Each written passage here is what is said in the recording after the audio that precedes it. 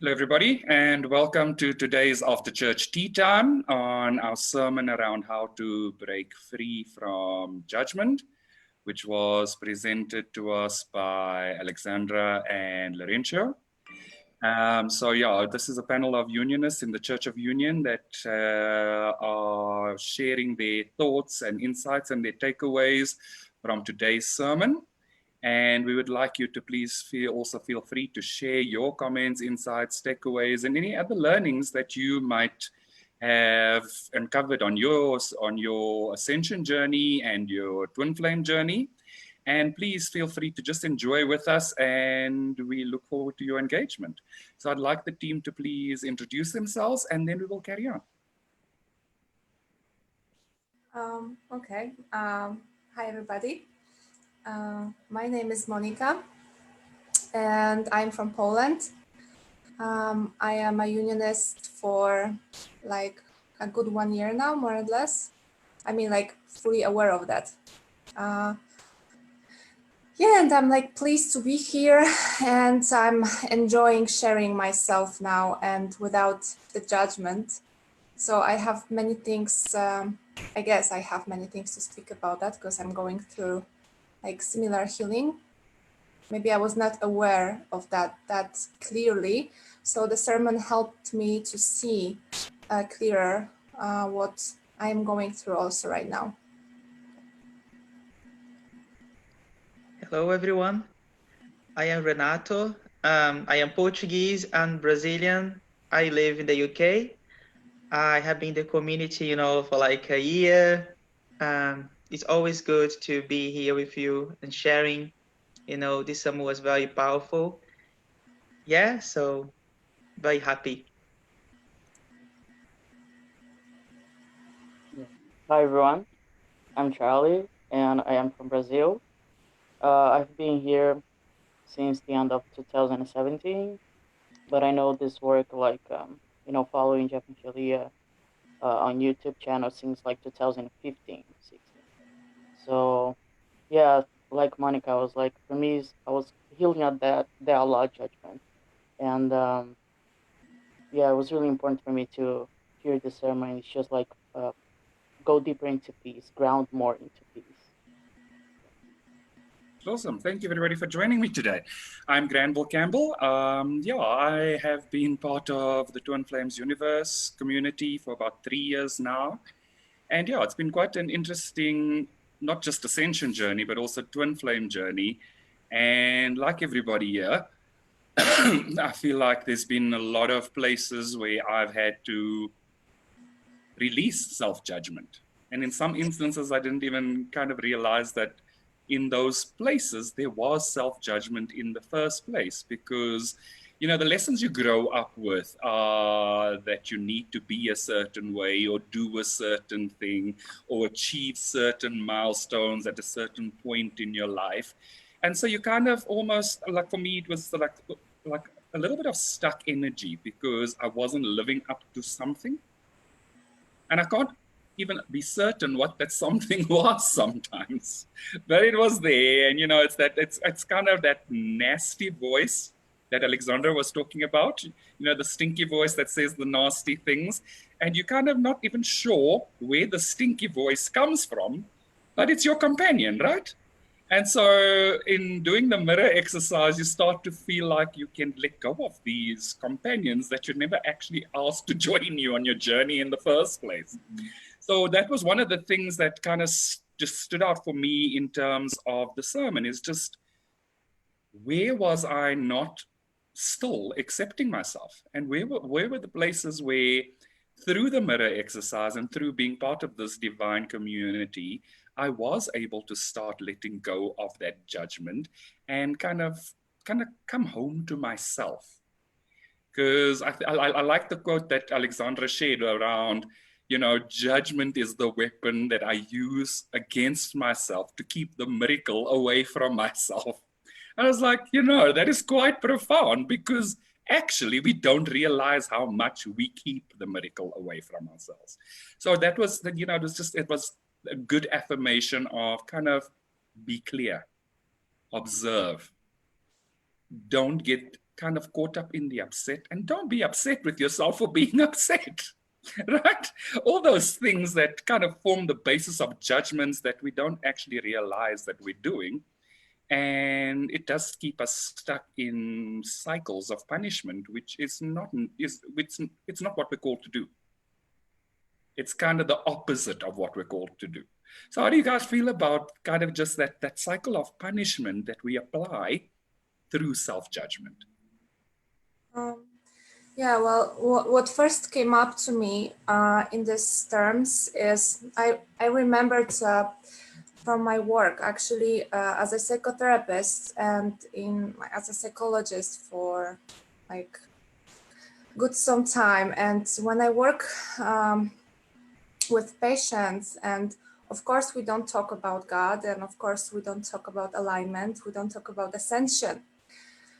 So sometimes I find myself like this difficulty how to talk with a person that somehow I understand that this punishment or the criticism or the judgment, the self-judgment that the person is applying to herself or himself is somehow like motivated through this presumption that to like achieve some goals, or as you said, to be somewhere, to do something, we should be like critical for ourselves, or like be like cautious of what we do, and to improve we should demand more or expect more.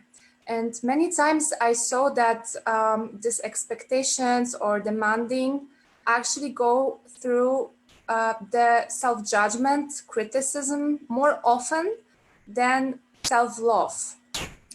And practically always it reflects in very bad feelings and actually less energy, and like even the ability to pursue those goals. So this is the cycle that actually is the illusion, but it's very very rooted in the earth consciousness, how we should like achieve something, you know. So the ingredient of self-love, somehow I think that for some people, and also for myself, it was in the beginning that I was afraid that if I will love myself, then how I will get where I want to go, you know, like how it works, like the formula is not known. Mm-hmm. I guess. Yeah, and I like what you said around the formula, because, you know, I feel like we always look for that book or kind of that thing that's going to take us to the next level. And that thing always seems to be on the outside. Yeah. It always seems to be elusive because it's on the outside and we're chasing it. And so one of the things that really stood for me in terms of the formula and struck me was self-acceptance. And also with my coaching work, a lot of my clients kind of they get to the point of like, why is it so simple? Why has nobody ever taught us this? And it's just as simple as that. Nobody ever taught us this because everybody's searching for the formula. And the formula starts to be quite simple because we know that love is the most powerful energy. But we believe that self-love is selfish. And actually, the selfishness is in not being compassionate with yourself, because you're taking away from yourself to give to somebody else. Whereas there's equal amounts for everybody. But we don't get taught that. We get taught you need to be selfless. We get taught that in thinking about yourself, you are being selfish. And the fact of the matter is, for me, that the definition of selfish starts to kind of feel like, well, it feels messy and it feels wrong. And then we take a step back and start to sit in that place of being an observer, and what are we giving to anybody when we're not giving to ourselves? And how can we then accept anybody if we're not accepting ourselves? Because it's a ripple, right? So your outside, your reality reflects what's going on the inside, what's going on the inside. So one of the things that I also kind of took away from today's sermon was around compassion, that both Chrissy and Jason spoke about, that Alexandra and Laurentia spoke about, and the difference between compassion and discernment and self-acceptance and self-love, and all those things that start with self, that we have been taught or have learned to understand as selfish. And it's not selfish to love yourself, because your basis, like that relationship is kind of what becomes the blueprint of your relationship with other people. And so when you're sitting in that judgment and you're sitting in that punishment, you can't help but apply it everywhere, because that's what you know. And then you take the step back and you start learning from true teachers. And the thing about it is, bring it back home. Always bring it back home. The mirror exercise teaches you to bring it back home. And home is not the physical place. Home is your core, your soul. And what is sitting at the core of your soul? And who is sitting at the core of your soul? But God and love. And so how is love selfish? How can love for yourself be selfish?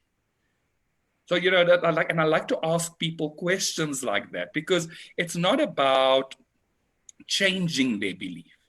It's about asking the question that allows them to find a healthier and more useful belief.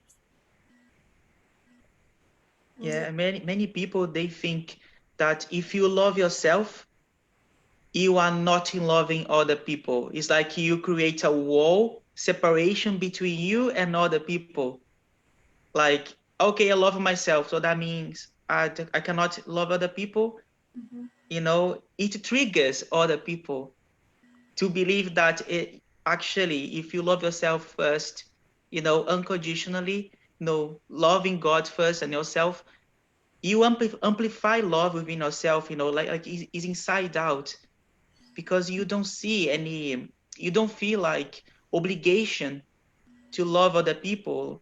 You love yourself so much, and you just love other people, no matter what, and because you don't judge yourself, you tend to not judging other people as well, because you know how important it is. Yeah. Yeah, but that's a big thing, like what you said about, because I met it too in my experience, that if I am speaking about self-love, to accept yourself, many times a person is telling, but how I can accept myself. So you are asking me to accept my faults, my mistakes, to accept my some maybe not healthy presumptions about life. So this is invoking to deepen the topic about acceptance. What does it mean exactly? And also, what does it mean to love yourself? Because what in my experience at work, many times I see that, for example, a person is asking me like, okay, so if I will love myself, and the same as you, Renato, you said, so it means that I don't have to, or I shouldn't love others. And it's like the polarity between this or this, like, or, while in fact it can be and in between. So I love myself and I love others, as for example, like in unionism, if we speak about the oneness of the consciousness, so basically we are all one. So everything for me is important to deepen the topic about acceptance, what does it mean, and self-love, what does it mean, and the contrast to the judgment. Yeah. I think I have something to say about that. Mm-hmm. using my example, my experience that I had. Like, for example, last year, all I did was making mistakes.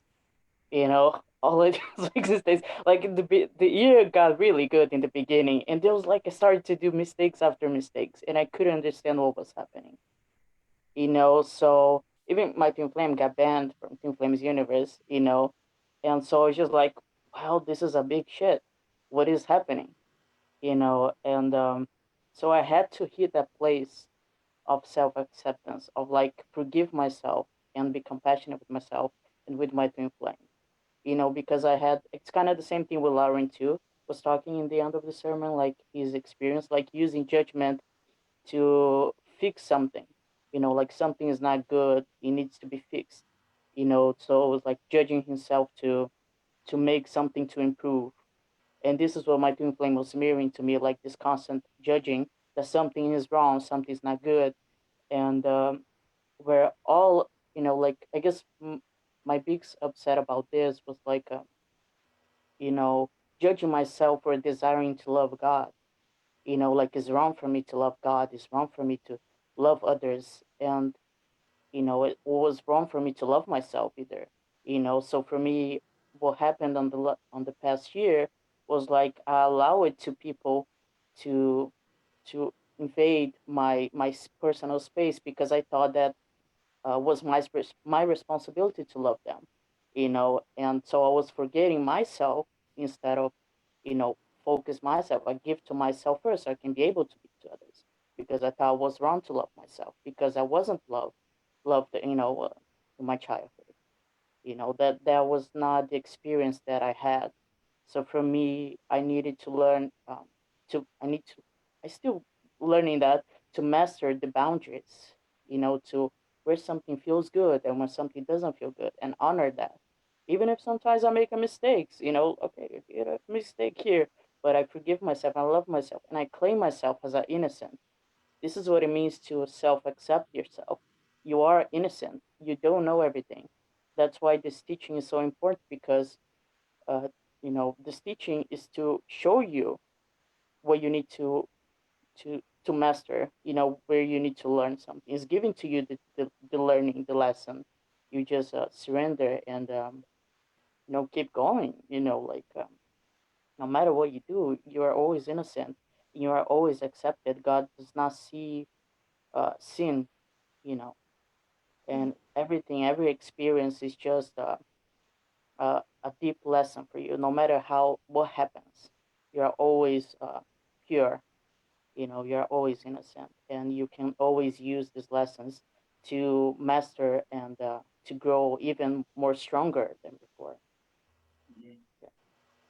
Yeah, and I have to agree with you that in my experience as well, I have been in that space of kind of judging myself for making the mistakes, because I had the sense that I always had to be a step ahead, or I always had to know more than somebody else. And so the one thing that stood out for me was the definition around comparison and discernment. And I think that that's the loop, the kind of loop of craziness or the illusion is that comparison. Like, if it's for me, it can't be for other people. If I'm for other people, I can't be for me. If I give to other people, am I taking away from myself? And the whole point of it for me feels like you can't really give what you don't have. And so the container is me. So I kind of have to have something in me to give, right? And then I think it speaks to what Monica said around your clients not knowing the and part of it. It's not me against the world. It's me and the world. It's me with the world. Sometimes it's me in the world. But it's kind of that encompassing thing of our union consciousness, is that we're walking each other home to love, with love, in love. So it can't, if I'm against the world because I'm always playing the comparison game, I'm not really loving the world, and I'm not necessarily loving myself either. And so it kind of comes, it just comes back to, what do I have in me that I'm pouring out into the world that's rippling back? And so if I have self-acceptance, and if I have love, and I have the sense of myself as the perfect or divine and innocent child of God, I'm going to pour that into my interaction with people, because I then do understand what compassion actually means. I then start to learn more and more to be compassionate with myself when I do make the mistake. Oh. And one of the nice things, then one of the teachings that I have really, really appreciated was that it's safe to make mistakes while you're learning, right? So, and I think that for me was probably my biggest learning, is that it's safe to make mistakes while you're learning. And you don't have to beat yourself up because you made a mistake. And so when you start, and I think it comes back to what Alexandra said about, you take away from yourself when you start judging yourself. And if you're always in a space of judging yourself, how can you not be in a space of judging other people too? Of course, you know, like life is the mirror, the reflection. The reality is the reflection of our inner reality. So like what helps me a lot in here, what you mentioned, and actually in my own healing, because like the judgment, or as it was said in the sermon, that the upsets will come up, and this is natural. Because we are releasing the old vortex of the energy, or we are releasing the separation consciousness, which is a lot now on Earth. So it's like a big deal to do the work around that. And for example, like I I was, and I am still.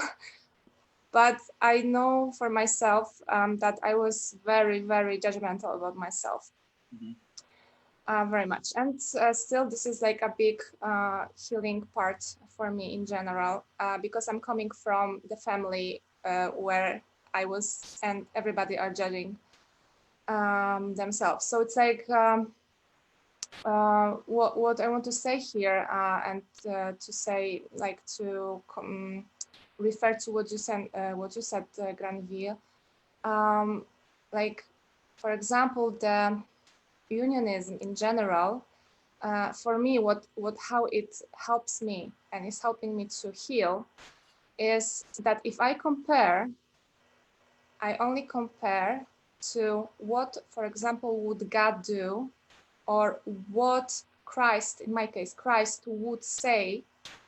So, for example, in the same situation, if, for example, if I am judging myself and I have this nasty voice, like telling me something, and if I imagine, hey, if Christ would say to me this thing, and the immediate answer is no, because like this is the compassion, like the Christ consciousness, and in general, the blueprint of love is only love.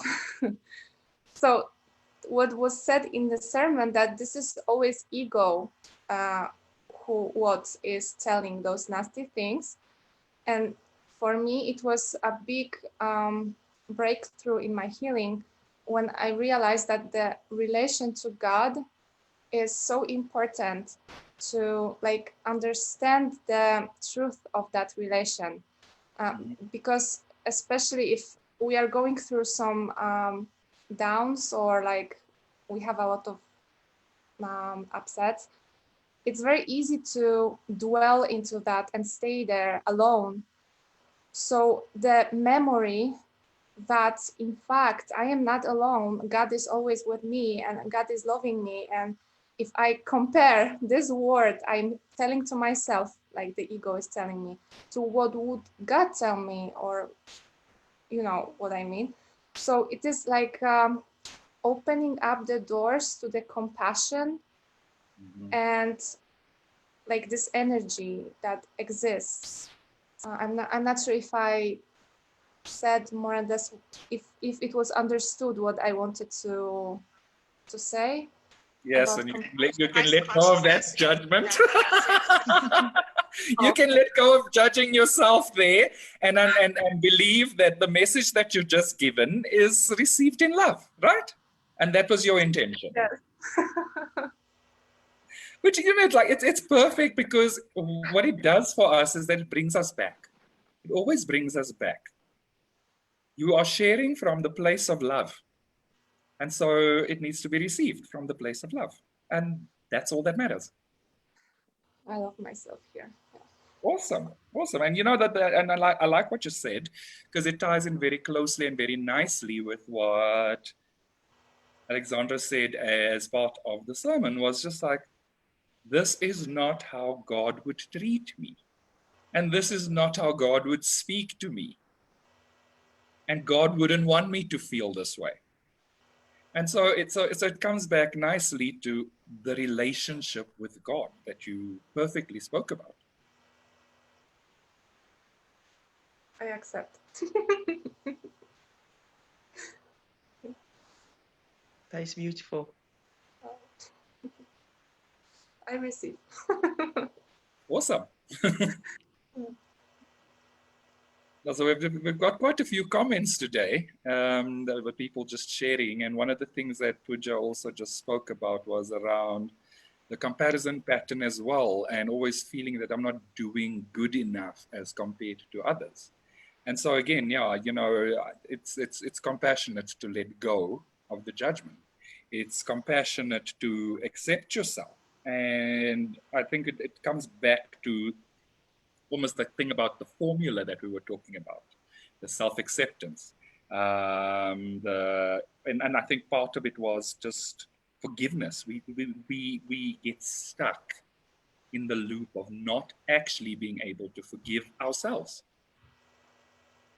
Because you know, there's that thing about being your own harshest critic.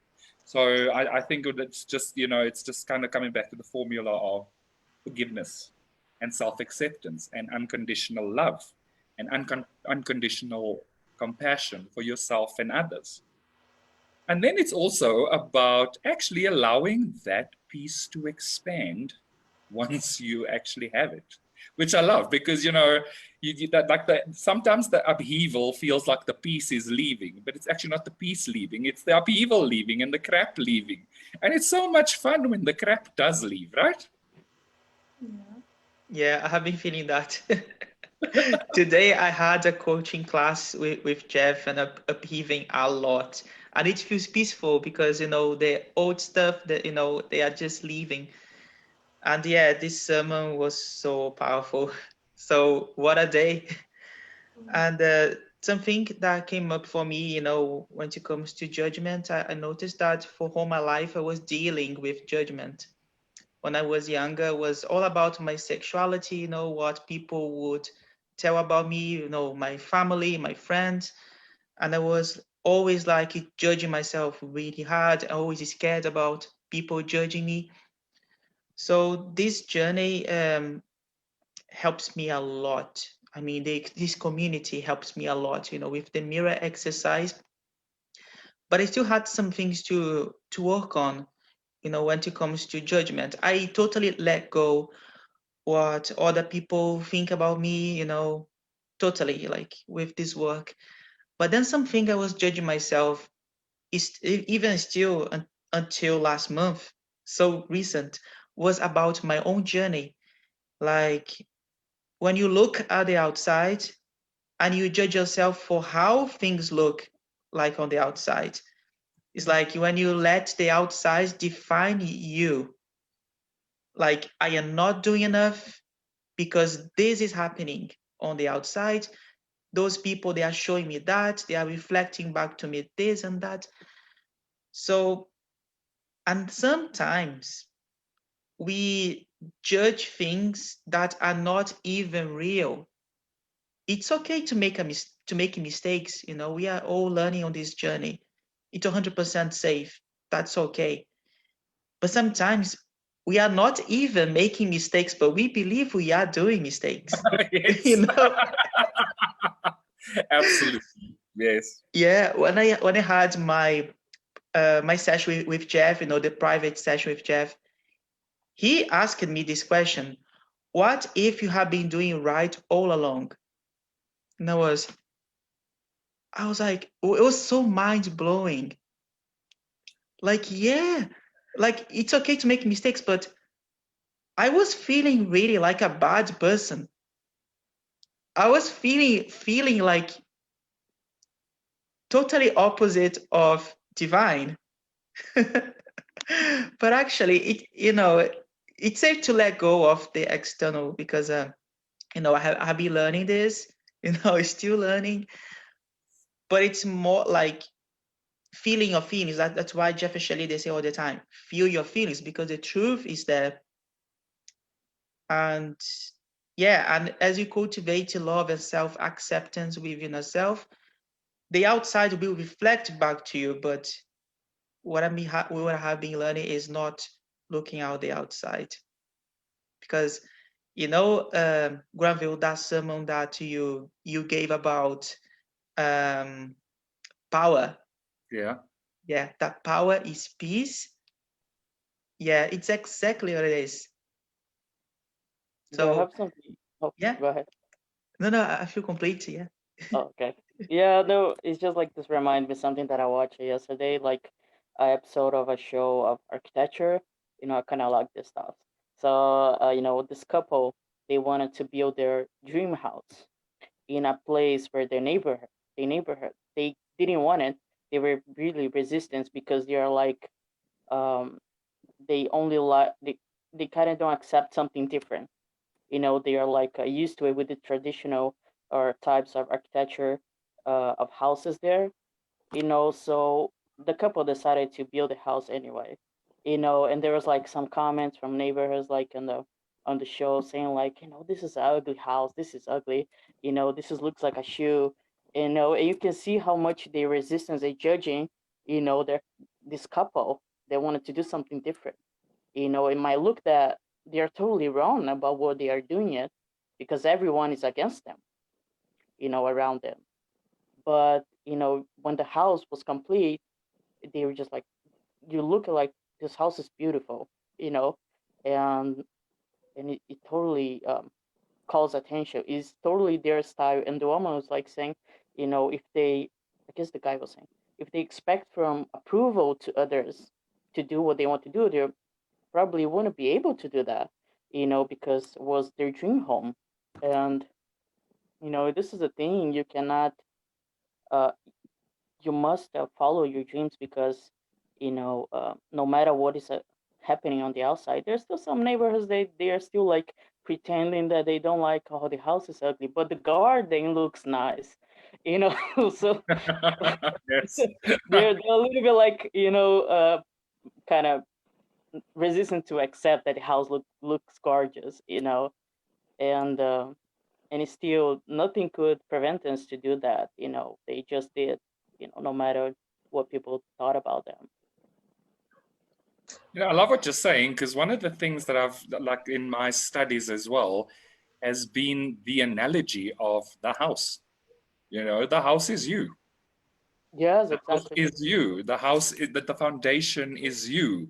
So one of the things that I've always learned is, as I start to clean up my consciousness and become more clear about things, I always feel the need to purge things inside my physical house that no longer feel good to me. And it's just like, it's just like constant manifestation of the consciousness clearing up. So like I let go of the clutter. I let go of the wastage. It just kind of that expansion kind of feels like that space doesn't need to be occupied by mess anymore. So it kind of always feels, it just feels good. And one of the things that came through in the sermon was just the thing that both Laurencio and Alexandra said. It is safe to feel good. Right. And so I think it's always an affirmation to remember that it's an affirmation to remember that it's safe to feel good. And as a Yeah. perfect and divine child of God, I wasn't called not to feel good. So I'm going to choose the feel good part of this thing, right? Mm-hmm. One of Yeah, the it's things, also sorry, yeah, one of the things that I also that kind of came through in the card reading from Brienne and Adam was the ally in disguise. And, it just kind of brought back to me that actually, what if the upset is the ally in disguise? And that is my partner in bringing me back to feeling good. What if we didn't see the upset as a bad thing? And what if we didn't choose to hold on to it? Feeling your feelings, healing the upset, and allowing the good feeling and the peace to expand. Can I have a question, guys? Sorry, hold on. So just I know I interrupted Monica, so I think let's just go and see what. Oh yeah. I just wanted to add, like, this is what Jeff is always telling, that the upset is a gift and it's like a blessing, actually. And this attitude is helping a lot. This is just this. Yeah. I'm curious about the question. Oh yeah, just a question that came up for me, just to see what you feel, guys. Why would we not choose to feel good? Just a logical question. Do you want an answer or do you have the answer? I guess the most appropriate answer would be like, because one day someone said to us that we are meant to feel bad, that this is who we are.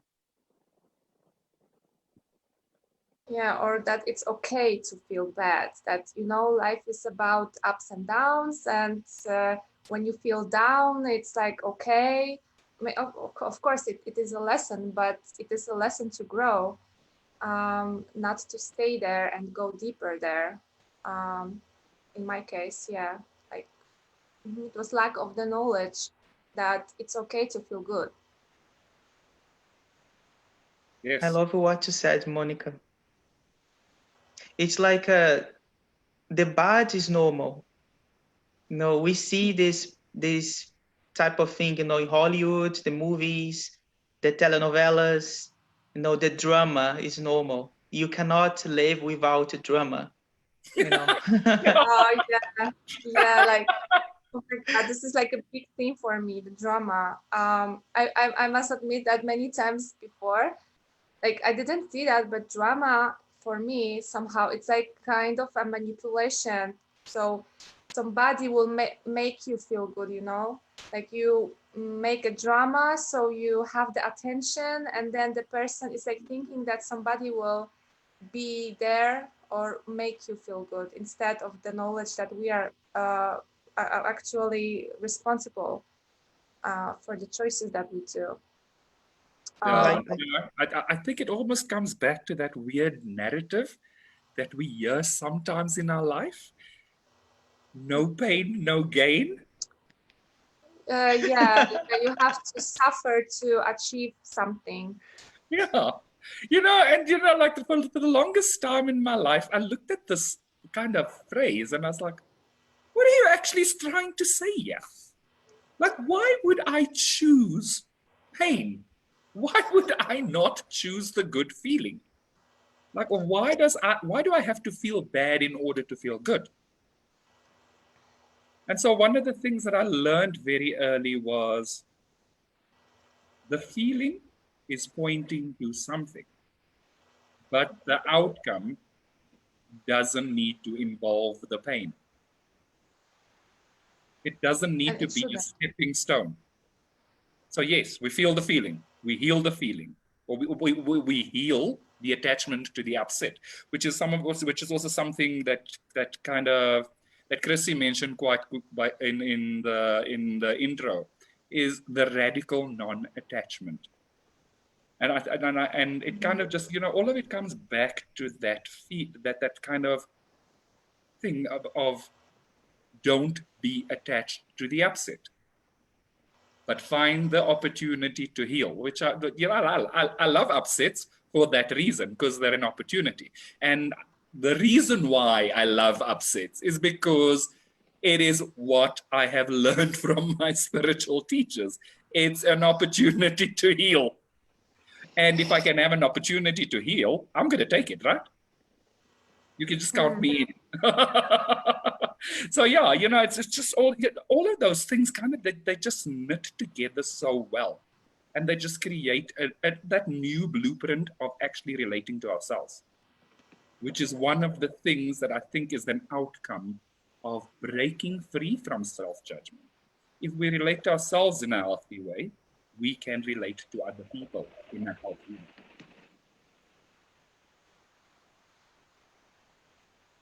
Yeah, but I would add here, like, this is what Charlie said for me is important also about the boundaries. Maybe it's not the topic for today, or other day it would be maybe like the like to dwell into that, but like the question about you Renato, you said about why don't we feel good, like why many times when, for example, I feel good, people are like watching me about how you know so many bad things are happening in the world, like the COVID and everything. So you know, like it's like even not humble to feel good, you know. So the boundaries here are helping me to sustain and be in the connection with me about what I do and why I do that, why I work into remembering me as a perfect child of God, like an innocent child of God. And this knowledge is the referring point of why I am doing that. And some people, or a lot of people, they don't. So they are, I mean, there is the separation consciousness, which is painful. So like it sometimes is not understandable that like it is said that the pain is something like the ingredient of life, but actually it is not. So for me, one another thing is like I wasn't before I joined TIFAS, I thought that also in the twin flame journey is very painful, and I was thinking that I'm doing a lot of mistakes. Actually, I was even not listening to my twin flame because he was always repeating that life is a lesson, and you know every upset is like a class. So you know, it's like you are teaching somebody or yourself something, and I was so dwelled into the pain that I have to suffer. To be with God, I have to suffer. It's like I have to be, you know, always in this state of mind, and not like not sharing, or even not how to say that. Like I was so used to the judgment that I was even not seeing that the love is not judging. So it's like really a lot of things here, and especially about the self-expression, you know, to when we express ourselves, especially in my case, when I am expressing myself, I am now seeing how much I'm judging myself. You know, so it helps me to see when I express myself where are the points to being more compassionate, to love myself more. Yeah, and this is something important in my journey. Awesome. Yeah. Sorry, just the one thing that I think that you mentioned around boundaries, I think is very important inside of this topic, because we tend to judge ourselves when we put up boundaries, and we tend to self-reject when we put up boundaries. But how is it compassionate to you not to have boundaries where something doesn't feel good? Mm-hmm. Yeah, like, what I realized today, like boundaries is really just you, um, sorry, really just you respecting the love that you have, valuing the love that you have. You're you are choosing to protect your sacred space, and even your union, um, really your union with God. You're respecting your love. You're protecting your love, and you don't need to allow any kind of energy that doesn't feel good there. It is safe to protect there, and this is what it helps you to expand the peace. The boundaries helps you to expand the peace to the places they're called to do. Within you and outside of you. And this is my biggest lesson, like boundaries, because I had no idea how to do that, and I was still learning how to do that, like boundaries, and have the courage to just to like say, hey, like this doesn't feel good to me. Um, but yeah, like for example, even with this couple, they built a house, but they didn't have any windows that was pointing to their neighbors. They had windows like in front of the lake and even in the ceiling, because they didn't want the neighbors to keep looking inside of their house, since they were like not very interested in to accept them. So this is a way of setting boundaries, like, hey, I like to have my privacy here. I like to protect the sacred space and only have love here. Like that. Yeah, and it comes back to appreciating yourself and honoring yourself. And so it's not compassionate for you not to have a boundary when something doesn't feel good to you in your own divine space. You are a divine child of God. You deserve to be honored. You deserve to be respected. You deserve to be appreciated.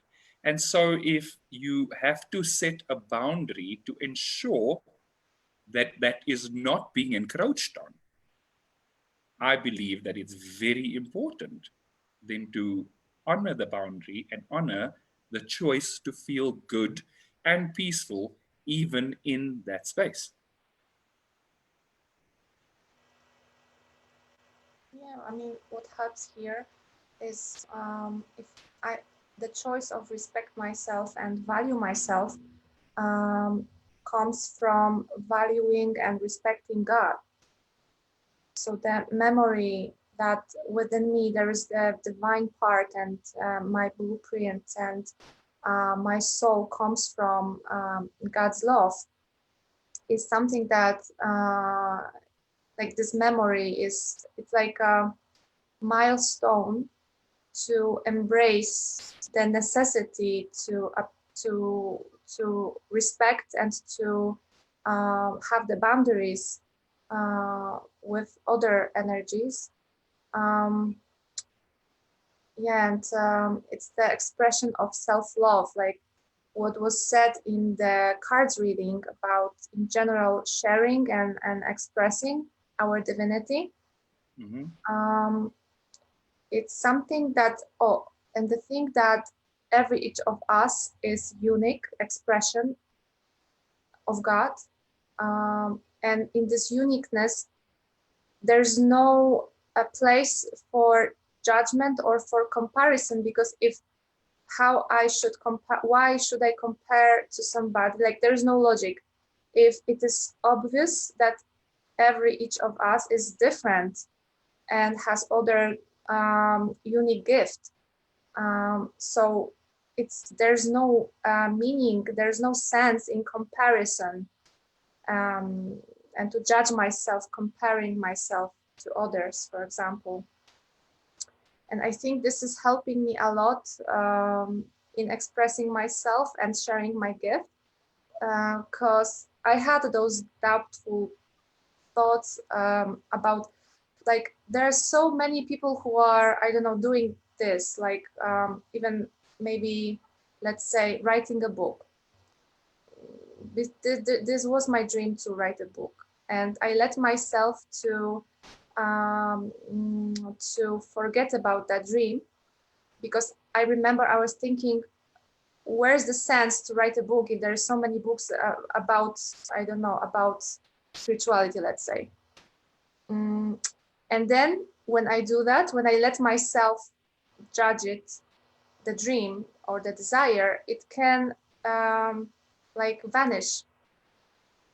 So I think it's very important to nourish ourselves and believe in the gift, believe in the desire we have, that it is already put there. And actually without God, I mean, without, in my life, without remembering and coming back to the truth of who I am, maybe I wouldn't enable myself to pursue this dream, because I would judge it.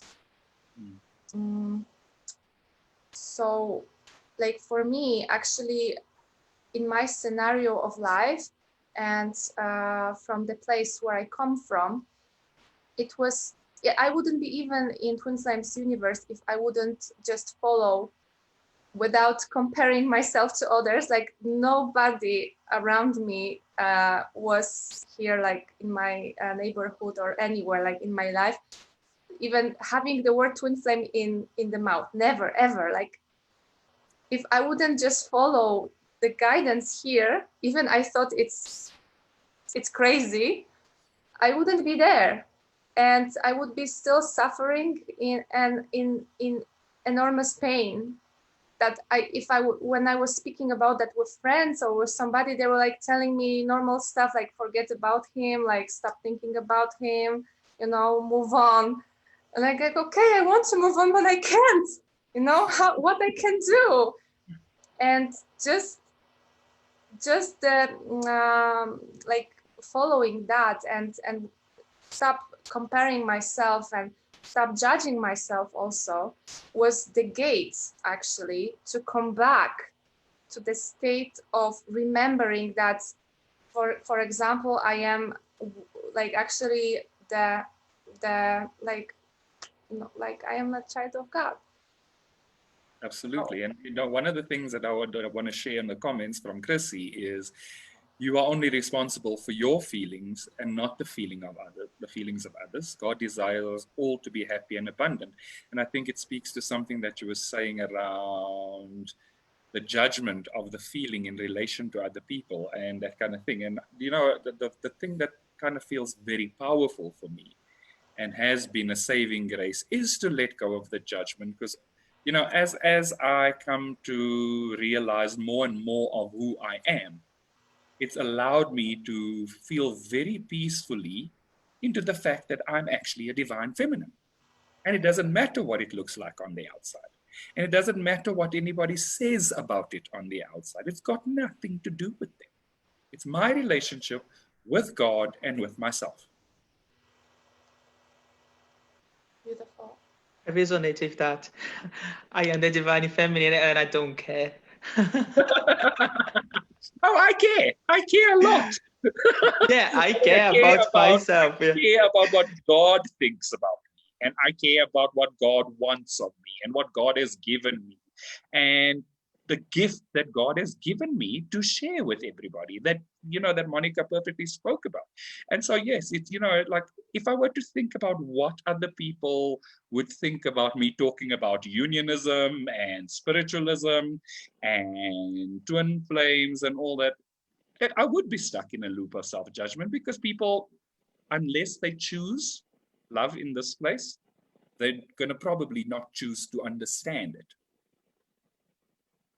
It's not my responsibility to get them to shift their decisions and their choices, unless they choose to be in a coaching relationship with me, you know, a friendship with me that is divine and that does speak to these things. I love what you said about because we, you know, I mean, we like this planet, we always care about what people think about us, what they are telling about us to others. But then I think the core of it, you know, as you said, is what does God feel about me? Actually, Yeah, yes, it's exactly. very profound. Yeah, and you know, it Yes, comes back to that divine relationship with God that Alexandra was speaking about. How would God treat me? And would God speak to me like this? And so why would I choose to do that to myself? If the answer is no, then why would I choose to do that myself? If I'm choosing to align with love here. Mhm.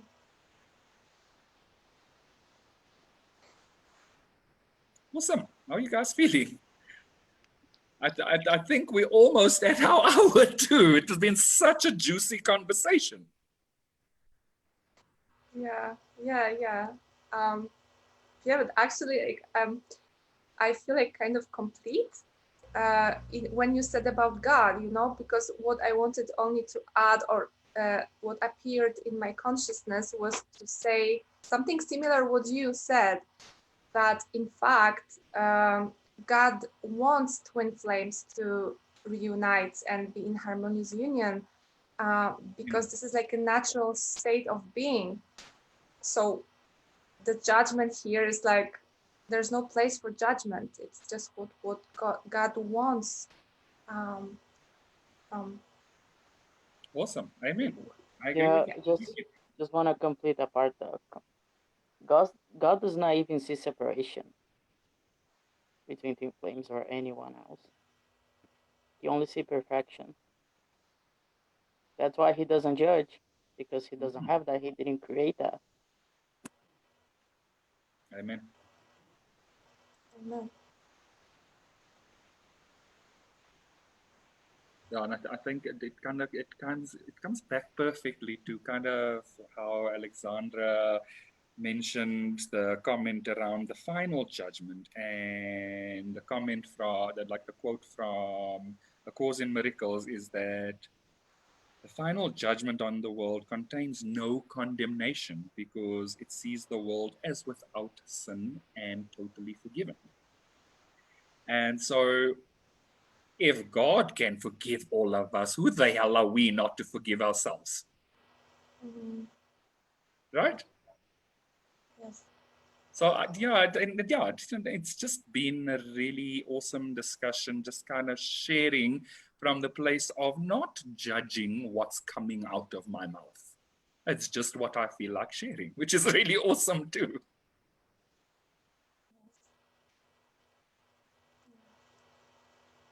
Awesome. Sorry, are we feeling complete here, everybody?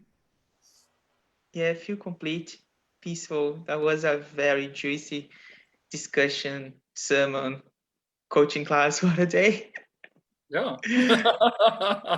Yeah. And thank you to everybody for sharing their thoughts and their comments in all of the time that we've been together. And we would like to just invite you to like and subscribe to our Church of Union YouTube channel. You're going to find all our previous sermons, all our previous after church tea times, and other live discussions that have taken place not only in the Unionism spiritual discussion group, but also in the Twin Flames Universe Open Forum. So yeah, thank you everybody for joining us, and we look forward to seeing you soon. And thank you to our panelists for participating in this conversation today. Thank you so much. Thank you. Thank Thank you. you, everybody. Thank you.